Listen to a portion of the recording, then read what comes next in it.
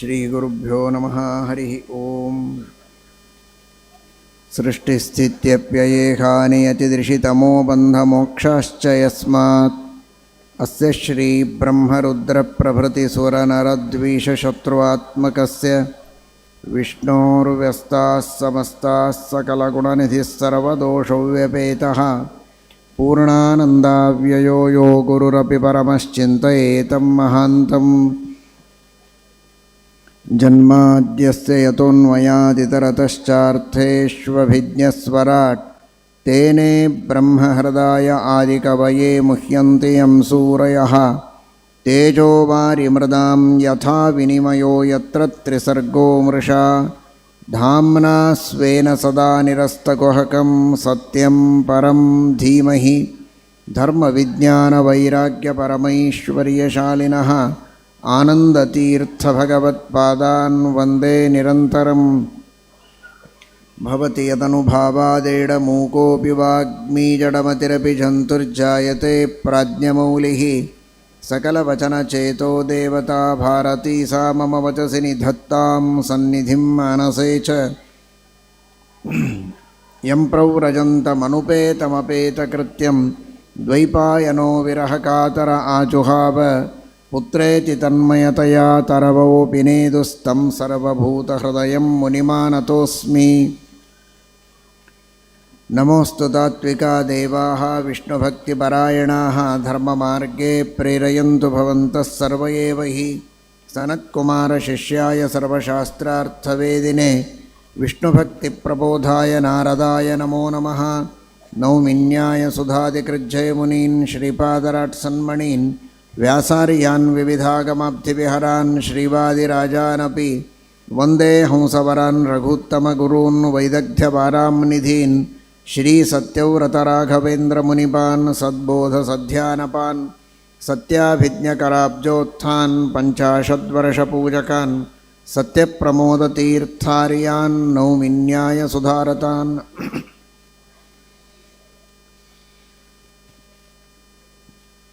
ಸತ್ಯಾಖ್ಯಬ್ರಹ್ಮಸೂತ್ರಸ್ಯ ಸಂಪರತ್ವೇನ ಕಲ್ಪಕಃ ಮೂಲತೀರ್ಥಂ ಯಸ್ಯ ಮಧ್ವೋ ಸತ್ಸಂಕಲ್ಪೋ ಭವೇನ್ಮುದೆ. ಸತಃ ಪ್ರಾಣಸ್ಯ ತೇಃ ಕಸ್ಯ ಯಂತಾಯೋ ಮೂಲರಾಘವಃ. ಸಂತುಷ್ಟಂ ತತ್ರ ಸತ್ಯಾದಿಂ ಮದ್ಗುರುಂ ನೌಮಿ ವಿತ್ತಯೇ. ಸತ್ಯಾಭಿಜ್ಞಕರಾಬ್ಜೋತ್ಥಾನ್ ಪಂಚಾಶದ್ವರ್ಷಪೂಜಕಾನ್ ಸತ್ಯಪ್ರಮೋದತೀರ್ಥಾರ್ಯಾನ್ ನೌಮಿನ್ಯಾಯ ಸುಧಾರತಾನ್. ಯಸ್ಯ ಹೇತೋಃ ಪರಿತ್ಯಕ್ತಾಃ ಆಚಾರ್ಯೇಣಾತ್ಮನಃ ಸುರಾಃ ಏತದಾಚಕ್ಷು ಭಗವನ್ ಶಿಷ್ಯಾಣಾಂ ಅಕ್ರಮಂ ಗುರೋಃ. ಸ್ವಸ್ತ್ಯಸ್ತು ಅಶೇಷಸನ್ಮಂಗಲಾನಿ ಸಂತು. ಶ್ಲೋಕೈಕಶ್ರವಣಪಠನಮಾತ್ರೇಣ ಕಥಾ ವಕ್ತುಶ್ಚ ಶ್ರೋತॄಣಾಂ ನಿಖಿಲಕಲಿಕೃತಕಲ್ಮಷಾಪನೋದನಪಟುತರೆ ಧರ್ಮಾದ್ಯಖಿಲಪುರುಷಾರ್ಥಸಾಧನೀಭೂತೆ ಶ್ರೀಮದ್ಭಾಗವತೆ ಮಹಾಪುರಾಣೇ ಅದ್ಯ ಕಥಾಪ್ರಸಕ್ತೌ ಕಿಂಚಿತ್ ಪೂರ್ವಪ್ರಸಕ್ತಪ್ರಮೇಯಾನುವಾದಃ. ಹರಿ ಓಂ.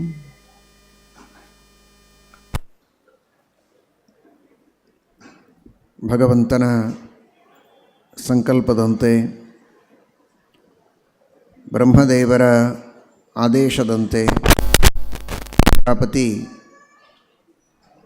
ತನ್ನ 11,000 ಗಂಡು ಮಕ್ಕಳನ್ನು ನಾರದರು ವಿರಕ್ತರನ್ನಾಗಿ ಮಾಡಿ ತಪಸ್ಸಿಗೆ ಕಳಿಸಿದರೂ ಕೂಡ 60 ಜನ ಹೆಣ್ಣು ಮಕ್ಕಳನ್ನು ಪಡೆದು ಅವರ ಮೂಲಕ ವಿಪುಲವಾದ ಪ್ರಜಾಸಂತತಿಯ ಅಭಿವೃದ್ಧಿಯನ್ನು ಮಾಡಿದ್ದಾನೆ ಎಂಬ ವಿಚಾರವನ್ನು ತಿಳಿಸಿಕೊಟ್ಟಿದ್ದಾರೆ.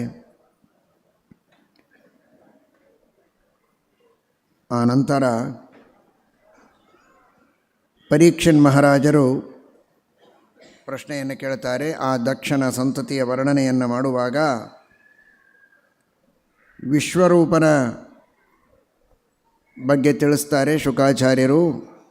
ಆ ವಿಶ್ವರೂಪನನ್ನೇ ಗುರುಗಳನ್ನಾಗಿ ದೇವತೆಗಳು ಆರಿಸಿದರು ಅಂತ. ಬೃಹಸ್ಪತ್ಯಾಚಾರ್ಯರು ಗುರುಗಳಾಗಿರುವಾಗ ವಿಶ್ವರೂಪನನ್ನು ಯಾಕೆ ಆರಿಸಿದರು ಅಂತ ಕೇಳಿದ್ದಕ್ಕೆ ಹೇಳ್ತಾರೆ. ತುಂಬಿದ ಸಭೆ, ಇಂದ್ರದೇವರು ಸಿಂಹಾಸನದ ಮೇಲೆ ವಿರಾಜಮಾನರಾಗಿದ್ದಾರೆ. ಬೃಹಸ್ಪತ್ಯಾಚಾರ್ಯರು ದೇವಗುರುಗಳು ಒಳಗೆ ಪ್ರವೇಶ ಮಾಡುತ್ತಾರೆ.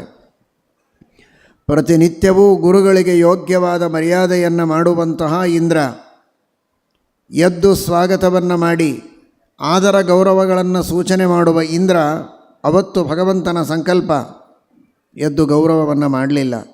ಗುರುಸ್ಥಾನಕ್ಕೆ ತಿರಸ್ಕಾರವಾದದ್ದನ್ನು ಸಹಿಸಲಾಗದೆ ಬೃಹಸ್ಪತ್ಯಾಚಾರ್ಯರು ಹೇಗೆ ಬಂದಿದ್ದರೋ ಹಾಗೆ ಮರಳಿ ಹೋಗ್ತಾರೆ.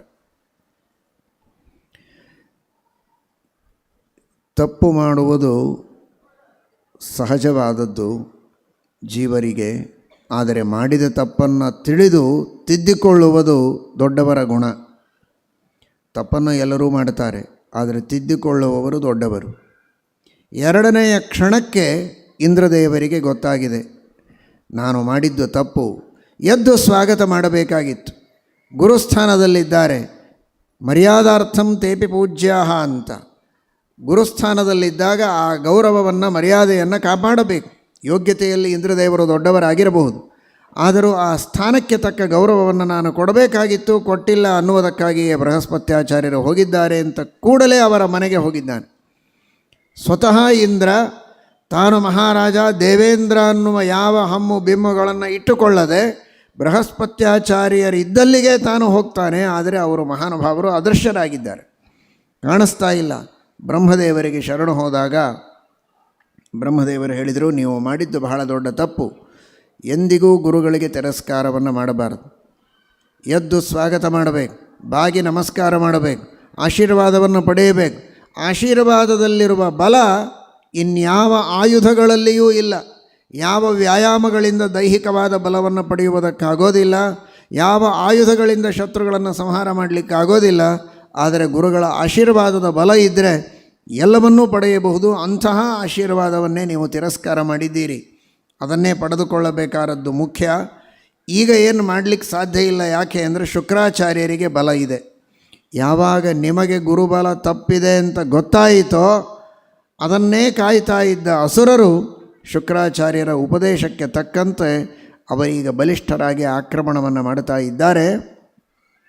ನ ವಿಪ್ರ ಗೋವಿಂದ ಗವೀಶ್ವರಾಣಂ ಭವಂತ್ಯಭದ್ರಾಣಿ ನರೇಶ್ವರಾಣಂ. ವಿಪ್ರ ಬ್ರಾಹ್ಮಣರು, ತಪಸ್ವಿಗಳು, ಗುರುಗಳು, ಗೋವಿಂದ ಪರಮಾತ್ಮ, ಗೋವುಗಳು, ಇವುಗಳನ್ನು ಸೇವಿಸಿ ಅವರ ಅನುಗ್ರಹವನ್ನು ಪಡೆದಿದ್ದರೆ ಅವರನ್ನು ಎದುರು ಹಾಕಿಕೊಳ್ಳೋದು ಕಷ್ಟ. ಹಾಗಾಗಿ ನೀವೀಗೇನಾದರೂ ಅಸುರರನ್ನು ಗೆಲ್ಲಬೇಕು ಅಂತಾಗಿದ್ದರೆ ಈ ಸಂದರ್ಭದಲ್ಲಿ ನೀವು ಮತ್ತೆ ಗುರುಗಳನ್ನು ಆಶ್ರಯಿಸಬೇಕು.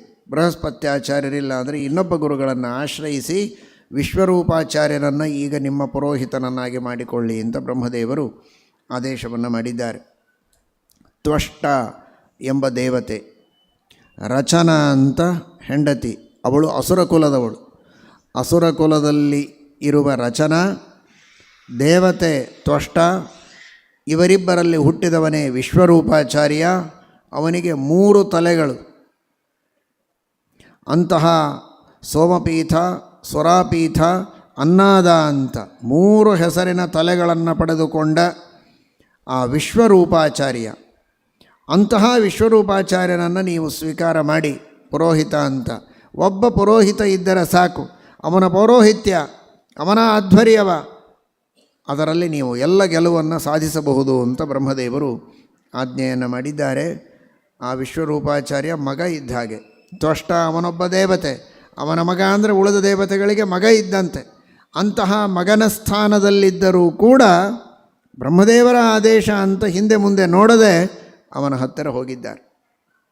ಇದರಿಂದ ಏನೊಂದು ಪಾಠ ಕಲಿಸ್ತಾರೆ ಅಂದರೆ, ದೊಡ್ಡವರ ಎದುರಿನಲ್ಲಿ ಬಾಗುವುದಕ್ಕೆ ನಾವೇನಾದರೂ ಅಹಂಕಾರದಿಂದ ಹಿಂದೆ ಮುಂದೆ ನೋಡಿದರೆ ಅತೀ ಚಿಕ್ಕವರಿಗೂ ಅನಿವಾರ್ಯ ಕಾರಣದಿಂದ ತಲೆಬಾಗುವಂತಹ ಪ್ರಸಂಗ ಬರುತ್ತೆ ಅಂತ. ಬೃಹಸ್ಪತ್ಯಾಚಾರ್ಯರಂತಹ ದೊಡ್ಡ ಸ್ಥಾನದಲ್ಲಿದ್ದ ಗುರುಗಳು, ಅಂತಹ ಮಹಾನುಭಾವರು, ಅವರಿಗೆ ಬಾಗುವುದಕ್ಕೆ ಸ್ವಲ್ಪ ಹಿಂದೆ ಮುಂದೆ ಆಲೋಚನೆ ಮಾಡಿ ಉದಾಸೀನ ಮಾಡಿದ್ದಕ್ಕೆ ಅತೀ ಸಾಮಾನ್ಯನಾದ ವಿಶ್ವರೂಪಾಚಾರ್ಯನಿಗೂ ಬಾಗುವಂತಹ ಪ್ರಸಂಗ ಅವರಿಗೆ ಬಂದಿದೆ. ನಗರ್ಹಯಂತಿ ಹ್ಯರ್ಥೇಶು ಯವಿಷ್ಠಾಂಘ್ರ್ಯಭಿವಂದನಂ ಅಂತಾರೆ ಇಂದ್ರಾದಿ ದೇವತೆಗಳು. ನೀನು ಚಿಕ್ಕವ, ಆದರೂ ಅನಿವಾರ್ಯ ಕಾರಣಗಳಿಗಾಗಿ ನಾವು ತಲೆಬಾಗಬೇಕಾಗಿದೆ ಅಂತ. ಸರಿ, ಪೌರೋಹಿತ್ಯಕ್ಕೆ ಬರಬೇಕು ಅಂತ ಕರೆದಾಗ ವಿಶ್ವರೂಪಾಚಾರ್ಯ ಹೇಳ್ತಾನೆ, ಪೌರೋಹಿತ್ಯ ಎಲ್ಲ ನಾನು ಮಾಡಿಸೋದಿಲ್ಲ, ನನ್ನ ಸಾಧನೆಯಲ್ಲಿ ನನಗೆ ತೃಪ್ತಿ ಇದೆ ಅಂತ.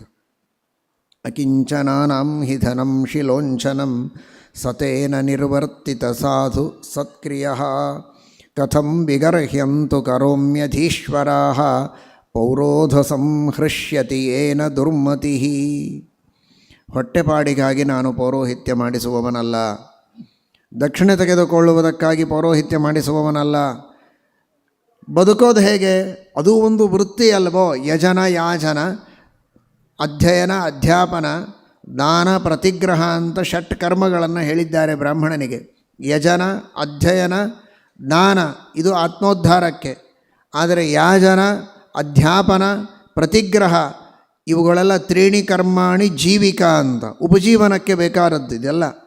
ಅಂಥದ್ದು ನೀನು ಮಾಡಿಸೋದಿಲ್ಲ ಪೌರೋಹಿತ್ಯ ಅಂದರೆ ನಿನ್ನ ಉಪಜೀವನ ನಡೆಯೋದು ಹೇಗೆ? ಅದಕ್ಕೆ ಅವನಂತಾನೆ, ಅಕಿಂಚನಾನಂ ಹಿ ಧನಂ ಶಿಲೋಂಚನಂ. ಶಿಲೋಂಚ ವೃತ್ತಿಯಿಂದ ನಾನು ಬದುಕ್ತೇನೆ. ಹೊಲದಲ್ಲಿ ತಮಗೆ ಬೇಡ ಅಂತ ಬೇಕಾದದ್ದನ್ನೆಲ್ಲ ರಾಶಿ ಮಾಡಿ ಚೀಲ ತುಂಬಿ ತೆಗೆದುಕೊಂಡು ಹೋದ ಮೇಲೆ ಎಸೆದ ಕಣಗಳಿರ್ತಾವಲ್ಲ, ಧಾನ್ಯದ ಕಾಳುಗಳು, ಅವುಗಳನ್ನೇ ತೆಗೆದುಕೊಂಡು ಜೀವನವನ್ನು ಮಾಡ್ತೇವೆ. ಮಾರಾಟ ಮಾಡುವಾಗ, ಮಾರುಕಟ್ಟೆಯಲ್ಲಿ ಕೊಡುವಾಗ, ತೆಗೆದುಕೊಳ್ಳುವಾಗ ದಾರಿಯಲ್ಲಿ ಬಿದ್ದಿರ್ತದಲ್ಲ ಕಾಳುಗಳು, ಅದು ಯಾರದೂ ಅಲ್ಲ, ಅದನ್ನು ತುಳಿದು ಹೋಗ್ತಾರೆ. ಅದನ್ನು ಆರಿಸಿಕೊಂಡು ತೊಳೆದುಕೊಂಡು ಅದರಿಂದ ಜೀವನವನ್ನು ನಡೆಸ್ತೇನೆ. ಅದು ಉಂಚವೃತ್ತಿ. ಹೊಲದಲ್ಲಿ ಬಿದ್ದದ್ದನ್ನು ಆರಿಸಿಕೊಳ್ಳೋದು ಶಿಲವೃತ್ತಿ. ಈ ತರಹದ ಶಿಲವಂಚ ವೃತ್ತಿಯಿಂದ ನಾನು ಜೀವನವನ್ನು ಮಾಡ್ತೇನೆ, ಪೌರೋಹಿತ್ಯವನ್ನು ಮಾಡಿಸೋದಿಲ್ಲ. ಆದರೆ ಮನೆತನಕ ಬಂದು ನಿಮ್ಮಂತಹ ದೇವತೆಗಳು ಆದೇಶ ಮಾಡ್ತಾ ಇದ್ದೀರಿ, ಆದ್ದರಿಂದ ನಿಮ್ಮ ಆಜ್ಞೆ ಅಂತ ಇದನ್ನು ಸ್ವೀಕಾರ ಮಾಡ್ತೇನೆ ಎಂಬುದಾಗಿ ವಿಶ್ವರೂಪಾಚಾರ್ಯ ಪೌರೋಹಿತ್ಯವನ್ನು ಮಾಡುವುದಕ್ಕೆ ಒಪ್ಪಿಕೊಂಡಿದ್ದಾನೆ. ಅಸುರರಿಂದ ನಿಮಗೆ ಬಾಧೆಯಲ್ವೋ, ನಿಮಗೆ ಪರಾಜಯವಾಗಿದೆಯಲ್ಲ, ನಾರಾಯಣ ವರ್ಮವನ್ನು, ನಾರಾಯಣನೇ ಒಂದು ದೊಡ್ಡ ಕವಚ, ಈ ಉಕ್ಕಿನಿಂದ ಮಾಡಿದ ಕವಚವೋ, ಬಂಗಾರದ್ದೋ, ಬೆಳ್ಳಿಯದೋ, ಇನ್ನಿತರ ಲೋಹಗಳಿಂದ ಧಾತುಗಳಿಂದ ಮಾಡಿದ ಕವಚಗಳು, ಇವುಗಳನ್ನು ಭೇದನ ಮಾಡುವುದಕ್ಕೆ ಬೇಕಾದಷ್ಟು ಪ್ರತ್ಯಸ್ತ್ರಗಳೆಲ್ಲ ಇವೆ. ಯಾವ ರೀತಿಯಿಂದಲೂ ಭೇದನ ಮಾಡಲು ಸಾಧ್ಯವಾಗದ ಅಚ್ಛೇದ್ಯವಾದ ಅಭೇದ್ಯವಾದ ಕವಚ ಅಂದರೆ ಅದು ನಾರಾಯಣ ಕವಚ. ಆ ನಾರಾಯಣ ಕವಚವನ್ನು ನಿನಗೆ ತೊಡಿಸ್ತೇನೆ ಅಂತ ವಿಶ್ವರೂಪಾಚಾರ್ಯ ಇಂದ್ರದೇವರಿಗೆ ನಾರಾಯಣ ವರ್ಮವನ್ನು ಉಪದೇಶ ಮಾಡಿ ಯಾವ ಕ್ರಮದಲ್ಲಿ ಅದನ್ನು ಜಪ ಮಾಡಬೇಕು ಅಂತೆಲ್ಲ ತಿಳಿಸಿಕೊಟ್ಟಿದ್ದಾನೆ. ಹರಿರು ವಿದಧ್ಯಾತ್ ಮಮ ಸರ್ವರಕ್ಷಾಂ, ಎಲ್ಲ ರೀತಿಯ ರಕ್ಷಣೆಯನ್ನು ಎಲ್ಲ ಅಂಗಾಂಗಗಳಲ್ಲಿದ್ದು ಆ ಭಗವಂತ ನಮಗೆ ರಕ್ಷಣೆಯನ್ನು ನೀಡಲಿ.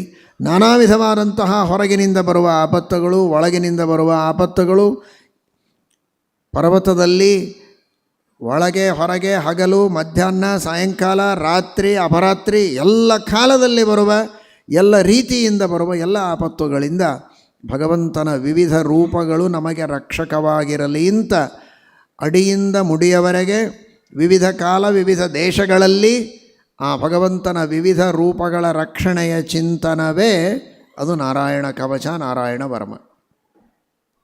ನಿಜವಾಗಿ ಆ ಅನುಸಂಧಾನ, ಚಿಂತನ, ಶ್ರದ್ಧೆ ಇದ್ದರೆ ಎಂಥ ದೊಡ್ಡದು.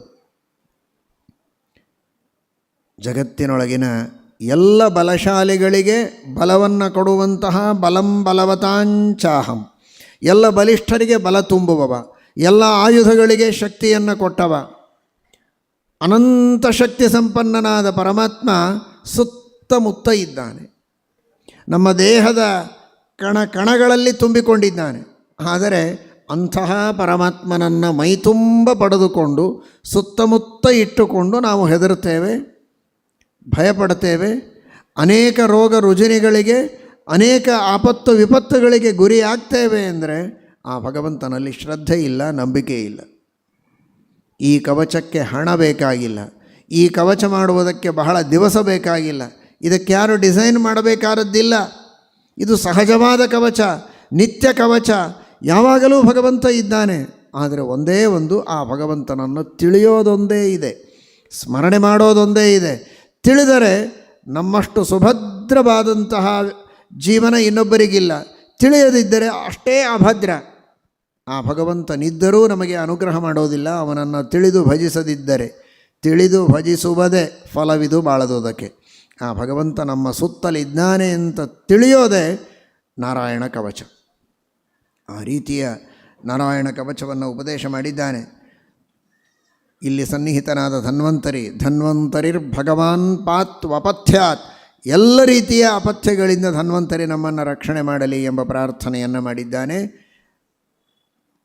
ವಿಶ್ವರೂಪ ಆ ತರಹದ ಪರಮಾತ್ಮನ ಸ್ವರೂಪ ಮಾತ್ರ ಅಲ್ಲ, ದೇವರ ವಾಹನ ಗರುಡ, ದೇವರ ಆಯುಧಗಳು ಶಂಖ ಚಕ್ರ ಗದಾ ಪದ್ಮಾದಿಗಳು, ಇವುಗಳೆಲ್ಲವೂ ನಮ್ಮ ಆಪತ್ತುಗಳಿಂದ ನಮ್ಮನ್ನು ರಕ್ಷಣೆ ಮಾಡಲಿ ಎಂಬುದಾಗಿ ಪ್ರಾರ್ಥನೆಯನ್ನು ಮಾಡಿದಾಗ ಆ ನಾರಾಯಣ ಕವಚವನ್ನು ತೊಟ್ಟು ಯಾವಾಗ ಯುದ್ಧವನ್ನು ಮಾಡುವುದಕ್ಕೆ ಪ್ರಾರಂಭ ಮಾಡಿದ್ದಾರೆ, ಆಗ ದೇವತೆಗಳಿಗೆ ವಿಜಯವಾಗಿದೆ. ದೈತ್ಯರೆಲ್ಲ ಪರಾಭೂತರಾಗಿದ್ದಾರೆ. ಮತ್ತೆ ಮೊದಲಿನಂತೆ ದೇವತೆಗಳು ರಾಜ್ಯವನ್ನು ಆಳ್ತಾ ಇದ್ದಾರೆ. ಈ ಸಂದರ್ಭದಲ್ಲಿ ಪೌರೋಹಿತ್ಯವನ್ನು ಮಾಡಿಸುವಾಗ ವಿಶ್ವರೂಪಾಚಾರ್ಯ ದೇವತೆಗಳಿಗೆ ಆಹುತಿಯನ್ನು ಕೊಡುವುದರ ಜೊತೆಗೆ ದೈತ್ಯರಿಗೂ ಆಹುತಿಗಳನ್ನು ಕೊಡ್ತಾ ಇದ್ದಾನೆ. ಯಾಕೆ ಅಂದರೆ ತಾಯಿಯ ಕಡೆಗೆ ದೈತ್ಯರ ಸಂಬಂಧ, ಸೋದರ ಮಾವಂದಿರು, ಮಾತಾಮಹ ಎಲ್ಲರೂ ಕೂಡ ದೈತ್ಯರು. ಆ ಒಂದು ತಾಯಿಯ ಕುಲದ ಅಭಿಮಾನದಿಂದ ದೇವತೆಗಳ ಜೊತೆಗೆ ದೈತ್ಯರಿಗೂ ಇವನು ಹವಿಸ್ಸನ್ನು ಕೊಡ್ತಾ ಇರೋದು ಗೊತ್ತಾದಾಗ ಇಂದ್ರದೇವರು ಹಿಂದೆ ಮುಂದೆ ನೋಡದೆ, ಇದು ದೇವತೆಗಳ ನಿಯಮಕ್ಕೆ ವಿರುದ್ಧ, ನಮ್ಮಲ್ಲಿ ಪೌರೋಹಿತ್ಯಕ್ಕೆ ಇದ್ದು ನಮ್ಮ ಕುಲದಲ್ಲಿ ಹುಟ್ಟಿ ತ್ವಷ್ಟೃವಿನ ಮಗನಾಗಿ ಈ ರೀತಿ ದೈತ್ಯರಿಗೆ ಬೆಂಬಲವನ್ನು ನೀಡ್ತಾ ಇದ್ದಾನೆ ಅಂತ ಗೊತ್ತಾದದ್ದೇ ತಡ ಅವನ 3 ತಲೆಗಳನ್ನು ಕತ್ತರಿಸಿಬಿಟ್ಟಿದ್ದಾನೆ. ಸೋಮಪೀಠ, ಸುರಾಪೀಠ, ಅನ್ನಾದ, ಕಪಿಂಜಲ, ಕಲವಿಂಕ, ತಿತ್ತಿರಿ ಇಂಥ 3 ಹೆಸರಿನ ಪಕ್ಷಿಗಳಾಗಿ ಆ ತಲೆಗಳು ಹಾರಿ ಹೋಗಿವೆ. ಅವನ ತಪಸ್ಸೆಂಥದ್ದು ನೋಡಿ. ಕತ್ತರಿಸಿದರೂ ವಜ್ರದಿಂದ ಇಂದ್ರದೇವರು ಅವನ 3 ತಲೆಗಳನ್ನು ಕತ್ತರಿಸಿದರೂ ಕೂಡ ಅದು ಕೆಳಗೆ ಬೀಳದೆ ಪಕ್ಷಿಯ ರೂಪದಲ್ಲಿ ಹಾರಿ ಹೋಗಿದೆ. ಇವನಿಗೆ ಬ್ರಹ್ಮಹತ್ಯಾ ದೋಷ ಬಂತು. ಹೇಗೆ ಬ್ರಹ್ಮಹತ್ಯೆಯನ್ನು ಪರಿಹಾರ ಮಾಡಿಕೊಳ್ಳಬೇಕು ಅಂತ ಇಂದ್ರದೇವರು ಅಪರೋಕ್ಷ ಜ್ಞಾನಿಗಳು, ಮಹಾನುಭಾವರು, ದೇವತೋತ್ತಮರು. ಅವರಿಗೆ ಇಂತಹ ಪಾಪಗಳ ಲೇಪ ಇಲ್ಲ. ಜ್ಞಾನದಿಂದ ಎಲ್ಲ ಪಾಪಗಳನ್ನು ಪರಿಹಾರ ಮಾಡಿಕೊಳ್ಳುವ ಸಾಮರ್ಥ್ಯ ಇದೆ. ತದಧಿಗಮ ಉತ್ತರ ಪೂರ್ವಾಘಯೋರ್ ಅಶ್ಲೇಷ ವಿನಾಶವು. ಆದರೂ ಕೂಡ ಆ ಬ್ರಹ್ಮಹತ್ಯಾ ಪ್ರಾರಬ್ಧ ಕರ್ಮವಶಾತ್ ತಾದೃಶ ಬ್ರಹ್ಮಹತ್ಯಾದಿಗಳಿಂದ ಅವರಿಗೆ ಕಿಂಚಿತ್ ಖೇದ ಆಗೋದು ಅದು ಕೇವಲ ಪ್ರಾರಬ್ಧ ಕರ್ಮದಿಂದ ಅಂತ. ಅದಕ್ಕೆ ಇದು ಸೂಚಕ ಮಾತ್ರ. ಅಂತಹ ಆ ಬ್ರಹ್ಮಹತ್ಯಾ ಪಾಪವನ್ನು ಹಂಚಿ ಹಾಕಿದ್ದಾನೆ. ಭೂಮಿ, ನೀರು, ವೃಕ್ಷ ಹಾಗೂ ಸ್ತ್ರೀಯರು 4 ಕಡೆಗೆ ಅದನ್ನು 4 ಭಾಗ ಮಾಡಿ ಹಂಚಿ ಹಾಕಿದ್ದಾನಂತೆ. ಅವರಂದರು, ಆ ಎಲ್ಲ ಸ್ಥಾನದಲ್ಲಿದ್ದವರು, ಈ ಪಾಪವನ್ನು ನನಗೆ ಕೊಡಬೇಕಾದ್ರೆ ನಿನ್ನ ಪಾಪ ನಾವ್ಯಾಕೆ ತೆಗೆದುಕೊಳ್ಳಬೇಕು, ನಮಗೇನಿದರಿಂದ ಲಾಭ ಅಂತ, ನಿಮಗೊಂದು ವರ ಕೊಡ್ತೇನೆ ಅಂತ. ಖಾತಪೂರ ವರ, ಎಷ್ಟೇ ತಗ್ಗು ತೋಡಿದರೂ ಮತ್ತೆ ಭೂಮಿ ತುಂಬಿಕೊಂಡು ಬಿಡುತ್ತೆ. ಆ ಒಂದು ವರವನ್ನು ಭೂಮಿಗೆ ಕೊಟ್ಟು ಭೂಮಿಯಲ್ಲಿ ಸ್ವಲ್ಪ ಆ ಬ್ರಹ್ಮಹತ್ಯಾ ದೋಷವನ್ನು ಹಾಕಿದ್ದಾನಂತೆ. ಅದೇ ಭೂಮಿಯಲ್ಲಿ ನೋಡುವುದಕ್ಕೆ ಸಿಗೋದು ಬಂಜರು ಭೂಮಿ, ಎಲ್ಲಿ ಬೆಳೆ ಬೆಳೆಯೋದಿಲ್ಲ, ಊಷರ ಭೂಮಿ, ಬಂಜರು ಭೂಮಿ ಅಂತಾರೆ. ಕೇವಲ ನೀರಿರೋದಿಲ್ಲ, ಬಿತ್ತಿದರೆ ಬೆಳೆಯೋದಿಲ್ಲ. ಆ ದೋಷ ಅದು ಬ್ರಹ್ಮಹತ್ಯೆಯ ದೋಷ. ವರ ಏನು ಅಂದರೆ ಮಣ್ಣು ಎಷ್ಟೇ ತಗ್ಗು ತೋಡಿದಾಗಲೂ ಮತ್ತೆ ಸ್ವಲ್ಪ ದಿನಕ್ಕೆ ತುಂಬಿಕೊಳ್ಳುತ್ತೆ. ಆ ವರ ಕೊಟ್ಟಿದ್ದಾನೆ. ಅದರಂತೆ ನೀರು, ಆ ನೀರಿನಲ್ಲಿ ಸ್ವಲ್ಪ ಹಾಕಿದ್ದಾನೆ. ಅದಕ್ಕೆ ಭೂಯಸ್ತ್ವ ತಾಪಾಪನೋದೋ ಭೂಯಸ್ತ್ವಂ ಅಂಬಸೋ ವೃತ್ತಯಸ್ತ್ವಿಮಾಹ ಅಂತ. ಉಳಿದೆಲ್ಲ ಭೂತಗಳಲ್ಲಿ ನೀರು ವಿಶೇಷವಾಗಿ ನಮ್ಮ ದೇಹದಲ್ಲಿ ಹೆಚ್ಚಿನ ಪ್ರಮಾಣದಲ್ಲಿದೆ ಎನ್ನುವ ದೃಷ್ಟಿಯಲ್ಲಿ ಅದರ ಲೆಕ್ಕವನ್ನೆಲ್ಲ ಕೊಟ್ಟಿದ್ದಾರೆ. ಒಟ್ಟು ನಮ್ಮ ದೇಹದಲ್ಲಿ ಎಲ್ಲ ದೇಹಗಳನ್ನು, ಪಾರ್ಥಿವ ದೇಹ, ಜಲೀಯ ಶರೀರ, ವಾಯವೀಯ ಶರೀರ ಎಲ್ಲವನ್ನು ತೆಗೆದುಕೊಂಡರೆ ಒಟ್ಟು ಭೂಮಿಯ ಭಾಗ 10 ಭಾಗ ಭೂಮಿಯ ಭಾಗ ಆಗತ್ತೆ. ಹಾಗಾಗಿ ಉಳಿದೆಲ್ಲ ಭಾಗಗಳಿಗಿಂತಲೂ ಕೂಡ ಭೂಮಿಯ ಭಾಗ ಹೆಚ್ಚು. ಪಾರ್ಥಿವ ಭಾಗ 8, ತೇಜಸ್ಸಿನ ಭಾಗ 6. ಹೀಗಾಗಿ ಎಲ್ಲದಕ್ಕಿಂತಲೂ ಭೂಮಿಯ ಭಾಗ ಹೆಚ್ಚಿರೋದರಿಂದ ಆ ಒಂದು ವರವನ್ನು ಆ ಭೂಮಿಗೆ ಕೊಟ್ಟಿದ್ದಾನೆ, ನೀರಿಗೆ. ಇನ್ನು ಗಿಡದಲ್ಲಿ ಅಂಟಿನ ರೂಪದಲ್ಲಿ ಬ್ರಹ್ಮಹತ್ಯೆ ತೋರುತ್ತದೆ. ಅದಕ್ಕೆ ಎಷ್ಟೇ ಕತ್ತರಿಸಿದರೂ ಮತ್ತೆ ಬೆಳೆಯುವಂತಹ ವರವನ್ನು ಕೊಟ್ಟಿದ್ದಾನೆ. ಸ್ತ್ರೀಯರಿಗೆ ರಜೋರೂಪದಲ್ಲಿ ದೋಷ, ಬ್ರಹ್ಮಹತ್ಯಾ ದೋಷ ಕಾಣಿಸ್ತದೆ.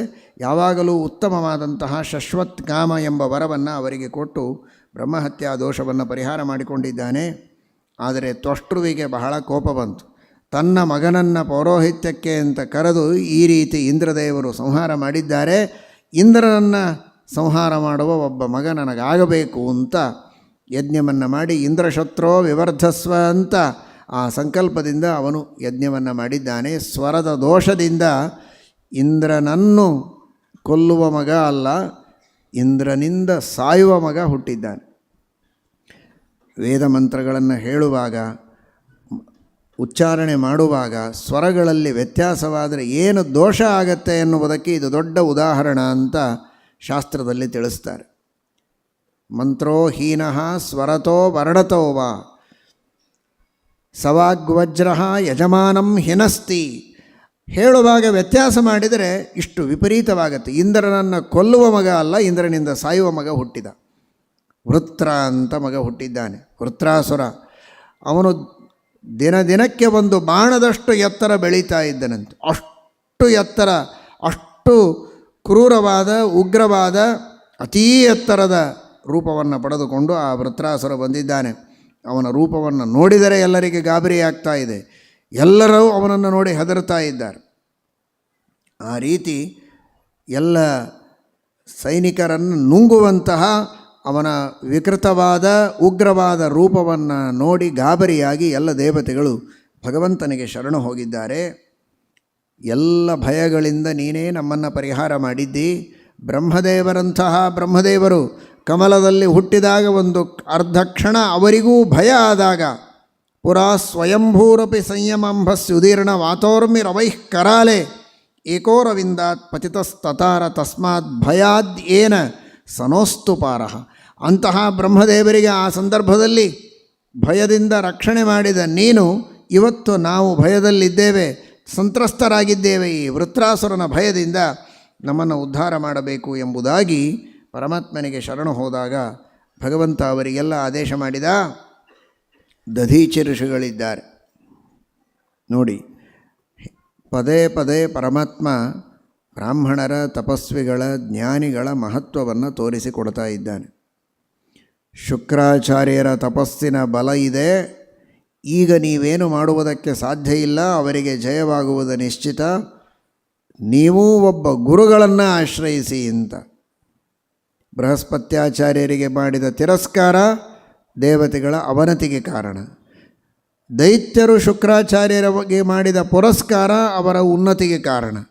ಮತ್ತೆ ಇವರು ಜಯ ಪಡೆಯುವುದಕ್ಕೆ ವಿಶ್ವರೂಪಾಚಾರ್ಯನನ್ನು ಆರಿಸಿಕೊಳ್ಳಬೇಕಾಯಿತು. ಆದರೆ ಅದೇ ವಿಶ್ವರೂಪಾಚಾರ್ಯನಿಗೆ ಮಾಡಿದ ತಿರಸ್ಕಾರ ಅದು ಮತ್ತೆ ವೃತ್ರಾಸುರನಿಂದ ಪೀಡೆಯಾಗುವುದಕ್ಕೆ ನಿಮಿತ್ತ. ಈ ಸಂದರ್ಭದಲ್ಲಿ ನಿಮಗೆ ಮತ್ತೆ ಜಯವಾಗಬೇಕು ಅಂತಾದರೆ ದಧೀಚ ಋಷಿಗಳ ಹತ್ತಿರ ಹೋಗಿ ಅವರಿಂದ ವಿಶೇಷವಾದಂತಹ ಅಸ್ಥಿಗಳನ್ನು ಪಡೆದುಕೊಂಡು ನೀವು ಬನ್ನಿ, ಅವರ ಶರೀರವನ್ನೇ ಬೇಡಿ, ಅವರು ಕೊಟ್ಟೇ ಕೊಡ್ತಾರೆ. ಎಂತಹ ತಪಸ್ವಿಗಳೋ ಅಂತಹ ಔದಾರ್ಯವೂ ಅವರಲ್ಲಿದೆ. ಅದೇ ನಿಜವಾದ ದೊಡ್ಡ ತಪಸ್ಸು. ಇನ್ನೊಬ್ಬರ ಹಿತಕ್ಕಾಗಿ ತನ್ನ ಎಲ್ಲ ಸುಖವನ್ನು ತ್ಯಾಗ ಮಾಡುವ ವಿಶಾಲವಾದ ದೃಢವಾದ ಮನಸ್ಸಿದೆಯಲ್ಲ, ಆ ಪಕ್ವವಾದ ಮನಸ್ಸು, ಆ ಪಕ್ವವಾದಂತಹ ಮನಸ್ಸನ್ನು ಪಡೆದಿರುವುದೇ ಒಂದು ದೊಡ್ಡದಾದ ತಪಸ್ಸು. ಅಂತಹ ತಪಸ್ವಿಗಳವರು ಅವರ ಹತ್ತಿರ ಹೋಗಿ ನೀವು ಕೇಳಿ ಅಂದರೆ ಕೇಳುತ್ತಾರೆ. ದೇವತೆಗಳಿಗೆ ಕೇಳುವುದಕ್ಕೆ ಸಂಕೋಚ. ನಮ್ಮ ಸ್ವಾರ್ಥಕ್ಕಾಗಿ ನಿಮ್ಮ ಶರೀರವನ್ನೇ ತ್ಯಾಗ ಮಾಡಿ, ನಿಮ್ಮ ಶರೀರವನ್ನು ಬಿಟ್ಟುಬಿಡಿ, ಸತ್ತೋಗಿ ನೀವು ಅಂತ ಹೇಳೋದು ಹೇಗೆ?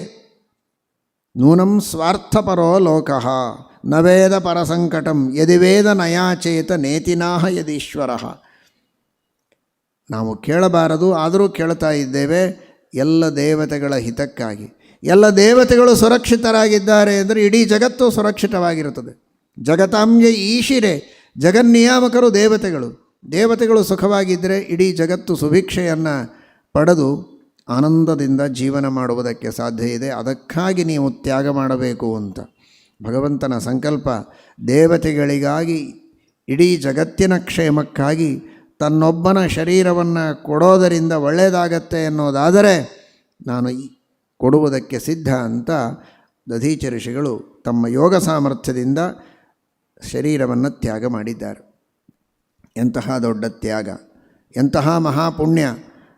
ಒಂದಿಲ್ಲ ಒಂದು ದಿನ ಈ ಶರೀರ ಬೀಳೋದೆ, ಎಲ್ಲಿಯೋ ಬಿದ್ದು ಹೋಗೋದಕ್ಕಿಂತ ಆ ಶರೀರದಿಂದ ಕೋಟಿ ಕೋಟಿ ಜನರಿಗೆ, ಮಹಾತ್ಮರಿಗೆ, ಪುಣ್ಯವಂತರಿಗೆ ಲಾಭವಾಗತ್ತೆ, ಅವರಿಗೆ ವಿಜಯವಾಗತ್ತೆ, ಅವರಿಗೆ ಸುಭದ್ರವಾದ ರಾಜ್ಯವನ್ನು, ಧರ್ಮದ ರಾಜ್ಯವನ್ನು ಸ್ಥಾಪನೆ ಮಾಡುವುದಕ್ಕೆ ಸಾಧ್ಯವಾಗತ್ತೆ ಅನ್ನೋದಾದರೆ ತನ್ನ ಶರೀರವನ್ನು ಬಿಟ್ಟುಕೊಡುವುದಕ್ಕೆ ಒಬ್ಬ ಶ್ರೇಷ್ಠನಾದ ಬ್ರಾಹ್ಮಣ, ದಧೀಚಿ, ಮಹಾತಪಸ್ವಿ ಸಿದ್ಧನಾಗಿದ್ದಾನೆ ಅಂದರೆ ಇವತ್ತು ನಾವೆಲ್ಲ ತಿಳಿಯಬೇಕಾದದ್ದು ಒಬ್ಬ ತಪಸ್ವಿಯ, ಬ್ರಾಹ್ಮಣನ, ಋಷಿಯ ತ್ಯಾಗದಿಂದ ಎಲ್ಲ ಆಸುರಿ ಶಕ್ತಿಗಳ ದಮನ ಆಗಿ ಉತ್ತಮವಾದ ಧರ್ಮದ ರಾಜ್ಯ, ದೇವತೆಗಳ ರಾಜ್ಯ ಇದರ ಸ್ಥಾಪನೆಯಾಗಿದೆ ಅಂದರೆ ಅದರ ಹಿಂದೆ ಒಬ್ಬ ಬ್ರಾಹ್ಮಣನ ತಪಸ್ಸಿದೆ, ದೊಡ್ಡ ತ್ಯಾಗ ಇದೆ.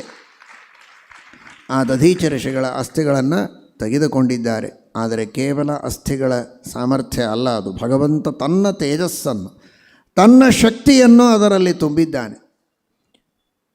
ಪ್ರತಿಯೊಬ್ಬ ವ್ಯಕ್ತಿಯ ಶರೀರದೊಳಗಿನ ಅಸ್ಥಿಗಳಲ್ಲಿ, ಮಾಂಸದಲ್ಲಿ, ಮೇಧಸ್ಸಿನಲ್ಲಿ, ಮಜ್ಜಾದಲ್ಲಿ ಭಗವಂತನ ವಿಚಿತ್ರವಾದ ಸನ್ನಿಧಾನ ಇದೆ, ಅದ್ಭುತವಾದ ಭಗವಂತನ ರೂಪಗಳು ಉಂಟು ಅಂತ ಇತರೆಯ ಭಾಷ್ಯದಲ್ಲಿ ಶ್ರೀಮದಾಚಾರ್ಯರು ತಿಳಿಸ್ತಾರೆ. ಆದರೆ ವಿದ್ಯಾವ್ರತ ತಪಸ್ಸಾರಂ ಗಾತ್ರಂ ಯಾಚತಮಾಚಿರಂ, ಸಾಮಾನ್ಯರ ಅಸ್ಥಿಗಳಲ್ಲಿ, ಅವರ ಮಾಂಸದಲ್ಲಿರುವ ಸನ್ನಿಧಾನಕ್ಕೂ ಮಹಾವಿದ್ಯಾವಂತರು, ವ್ರತ ಅನುಷ್ಠಾನಗಳನ್ನು ಮಾಡುವವರು, ತಪಸ್ಸನ್ನು ಆಚರಿಸುವವರು, ಅಂಥವರಲ್ಲಿ ಇನ್ನೂ ವಿಶೇಷವಾದ ಭಗವಂತನ ತೇಜಸ್ಸು ಸನ್ನಿಧಾನ ಇರುತ್ತದೆ ಅನ್ನೋದಕ್ಕಾಗಿ ಈ ಮಹಾನುಭಾವರ ಅಸ್ಥಿಗಳನ್ನು ಪಡೆದುಕೊಂಡು ಅದನ್ನೇ ವಜ್ರಾಯುಧವನ್ನಾಗಿ ಮಾಡಿಕೊಂಡು ಯುದ್ಧವನ್ನು ಮಾಡ್ತಾ ಇದ್ದಾರೆ.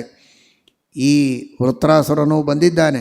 ಎಲ್ಲ ದೈತ್ಯರು, ವಿಪ್ರಚಿತ್ತಿ, ನಮುಚಿ ಎಲ್ಲ ದೈತ್ಯರು ಅವನ ಜೊತೆಗಿದ್ದಾರೆ. ಆದರೆ ಸರ್ವೇ ಪ್ರಯಾಸಾಹ ಅಭವನ್ ವಿಮೋಘಾಹ ಕೃತಾಃ ಕೃತಾ ದೇವಗಣೇಶು ದೈತ್ಯೈಃ ಕೃಷ್ಣಾನುಕೂಲೇಷು ಯಥಾ ಮಹತ್ಸು ಕ್ಷುದ್ರೈಃ ಪ್ರಯುಕ್ತಾಃ ಋಷತೀಃ ರೂಕ್ಷವಾಚಃ.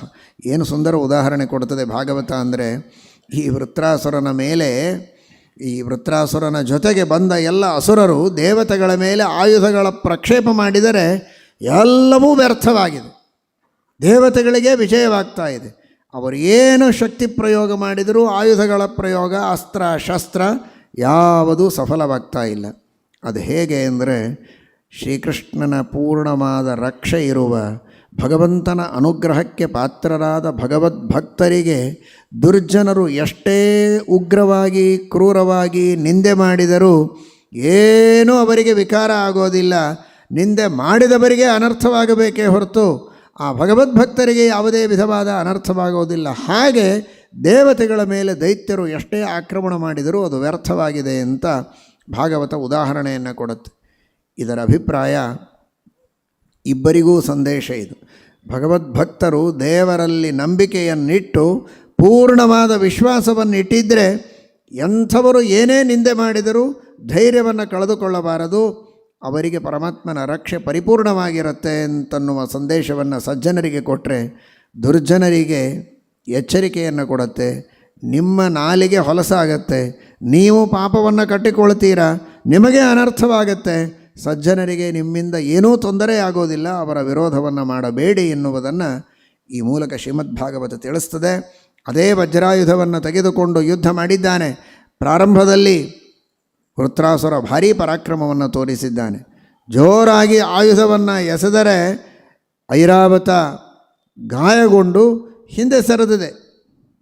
ಇಂದ್ರದೇವರು ಕೇವಲ ತಮ್ಮ ಕೈಯನ್ನು ಒಂದು ಬಾರಿ ಐರಾವತದ ಮೇಲೆ ಕೈ ಆಡಿಸಿದರೆ ಐರಾವತ ಮತ್ತೆ ಗಟ್ಟಿಯಾಗಿ ನಿಂತಿದೆ. ದೇವತೆಗಳಲ್ಲಿ ಎಂಥ ಸಾಮರ್ಥ್ಯ ಇರುತ್ತದೆ, ಶಕ್ತಿ ಇರುತ್ತದೆ ಅಂತ ತಿಳಿದುಕೊಳ್ಳಿ. ಯಾವ ಔಷಧಿ ಇಲ್ಲ, ಉಪಚಾರ ಇಲ್ಲ, ಇಂದ್ರದೇವರ ಅಮೃತ ಹಸ್ತಗಳನ್ನು ಸ್ಪರ್ಶ ಮಾಡಿಸುವ ಮಾತ್ರದಿಂದ ಐರಾವತಕ್ಕೆ ಶಕ್ತಿ ಬಂದಿದೆ. ಮತ್ತೆ ಯುದ್ಧ ಆಡ್ತಾ ಇದ್ದಾರೆ.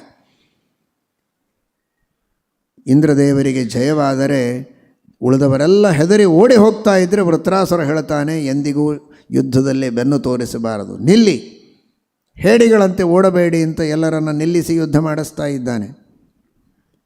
ಯುದ್ಧ ಮಾಡುವಾಗ ಒಂದು ಸಲ ಇಂದ್ರದೇವರ ಆಯುಧವೇ ಕೆಳಗೆ ಬೀಳುತ್ತೆ, ವಜ್ರಾಯುಧ ನಾಚಿಕೆ ಆಗತ್ತೆ. ಕೆಳಗೆ ಬಿದ್ದ ಆಯುಧವನ್ನು ಹೇಗೆ ತೆಗೆದುಕೊಳ್ಳೋದು ಅಂತ ವೃತ್ರಾಸುರ ಇಂದ್ರದೇವರಿಗೆ